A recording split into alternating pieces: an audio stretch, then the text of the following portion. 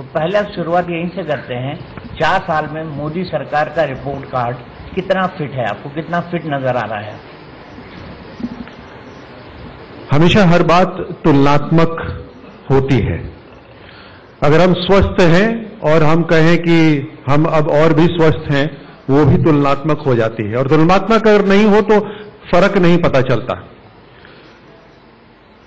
और नेगेटिव की बात मुझे अच्छी नहीं लगती करनी, लेकिन फिर भी तुलनात्मक में ये कहना बहुत जरूरी है कि जिस माहौल और जिस दौर से हम निकलकर 2014 में जो जनादेश आया और 2014 में जो हमने चुनौती स्वीकार करी, उससे आज तक का माहौल में बहुत बड़ा एक बदलाव आया है। सबसे बड़ा अगर बदलाव आया है तो नीयत में आया है, सरकार की नीयत, सरकार की इच्छा शक्ति। प्रधानमंत्री जी बार बार कहते हैं कि नीति नहीं, नीयत होनी चाहिए।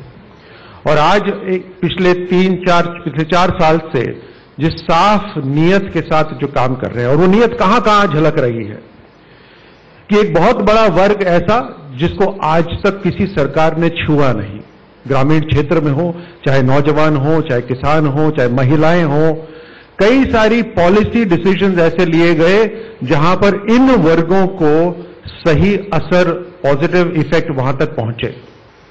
सिर्फ ऐलान नहीं होती पॉलिसी, योजना सिर्फ कागज में नहीं रहती, एक बहुत ही जिस तरह से मैं कहूं कि एफिशिएंट एडमिनिस्ट्रेशन के जरिए लगातार आंकड़ों के ऊपर चर्चा होती है, डेडलाइंस रखी जाती हैं, टारगेट्स रखे जाते हैं, और लगातार मीटिंग्स होती हैं अलग अलग मंत्रालयों की, अलग अलग विभागों की कि वो टारगेट अचीव हो रहे हैं या नहीं।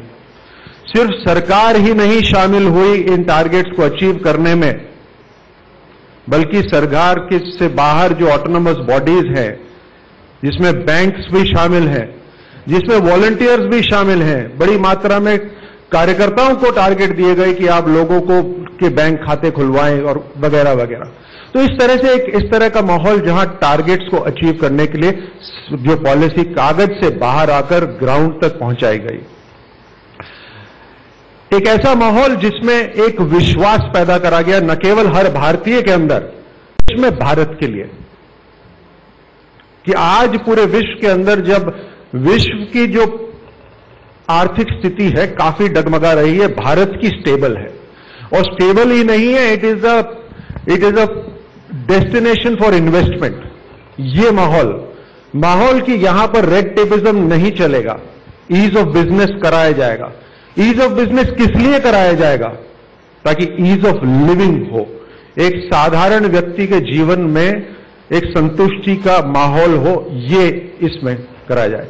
अपॉर्चुनिटीज करानी है, तो सिर्फ अपॉर्चुनिटीज सरकार के अंदर रोजगार से नहीं हो सकती। हमें अपॉर्चुनिटी करनी है तो हमने 3 तरफ काम करा।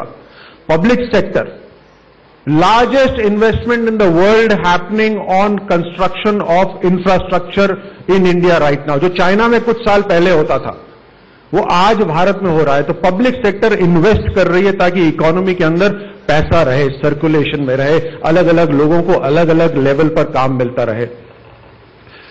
दूसरा अवसर कहां?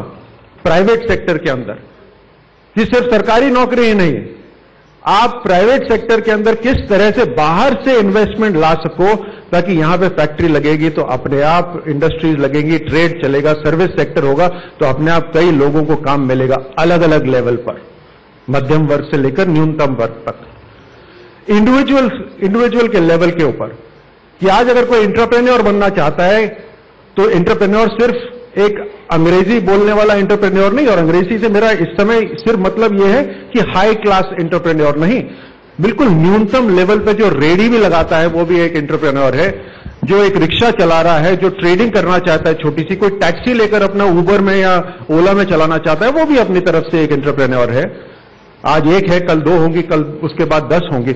उसको समर्थन कहां से मिल रहा है? क्या वो साहूकार के पास जा रहा है लेने के लिए? नहीं, वो आज भारत की सरकार की जो नीति है, उस नीति के तहत, मुद्रा योजना के तहत आज उसको लोन मिल रहा है बिना किसी चीज को गिरवी रखे हुए। महिलाएं, और ये बात बिल्कुल सच है, पुरुष चाहे कितना भी कह लें, लेकिन एक परिवार की परवरिश की पूरी जिम्मेदारी फाइनली महिलाओं के ऊपर ही होती है। न केवल पालन पोषण बल्कि आर्थिक मजबूती। और ग्रामीण क्षेत्र के अंदर यह सच्चाई है कि खेत में भी महिलाएं काम करती हैं, घर में भी महिलाएं काम करती हैं, और फिर भी समय निकालने की कोशिश करती हैं कि क्या मैं कुछ सिलाई बुनाई, कुछ और पापड़ बेलने का, कुछ मिर्च मसाले का कुछ मैं काम कर लूं ताकि मेरे बच्चों की परवरिश और बेहतर हो। उनको कौन मदद देगा? तो मुद्रा लोन में उनको भी 70% से ज्यादा महिलाओं को वहां मदद मिली है। ये पूरा एक रूपरेखा एक ऐसी सरकार ने दी है जो एक कमिटमेंट के साथ आई है। ये कमिटमेंट आसान नहीं है। जिस मेहनत से काम करना पड़ रहा है, ये मेहनत सिर्फ इसलिए नहीं है कि हमें कोई जिम्मेदारी दे दी गई है। ये कमिटमेंट, ये इच्छा शक्ति इसलिए है कि इस पार्टी के, इस सरकार के कुछ लीडर ऐसे माहौल से निकले हैं, ऐसी पीढ़ाओं से निकले हैं, कार्यकर्ताओं ऐसी पीढ़ाओं से निकले हैं कि एक बहुत ही मजबूत एक निर्णय लिया हुआ है, एक संकल्प लिया हुआ है कि बदलना पड़ेगा बॉस, ऐसे काम नहीं चलेगा। और तभी आ सकती है मेहनत। ये मेहनत किसी तनख्वाह की वजह से नहीं आ सकती, ये कमिटमेंट की वजह से आती है। आज हर चीज को अगर हम कमर्शियल कर दें, आपकी मीडिया कमर्शियल हो जाए, आपके सैनिक कमर्शियल हो जाएं, आपके नेता अगर कमर्शियल हो जाए, तो देश का तो भट्टा बैठ जाएगा। यहां पर एक नियत की जरूरत होती है। ये सभी जो है, मैंने जर्नलिज्म को टच करा, मैंने सेना को टच करा, मैंने लीडरशिप को टच करा, ये सारे के सारे ऐसी जगह हैं जहां नियत साफ होनी चाहिए, कमिटमेंट होना चाहिए। ये कमिटमेंट आज इस सरकार ने दिखाया और इस तरह से हम आगे बढ़ रहे हैं। हम ये भी नहीं कह रहे कि सब कुछ हो गया, हम ये कह रहे हैं कि नियत साफ है और सही विकास है, दिशा हमने ली हुई है, आगे बढ़ना बहुत है। और हर व्यक्ति को शामिल होना पड़ेगा, देश के हर नागरिक को शामिल होना पड़ेगा।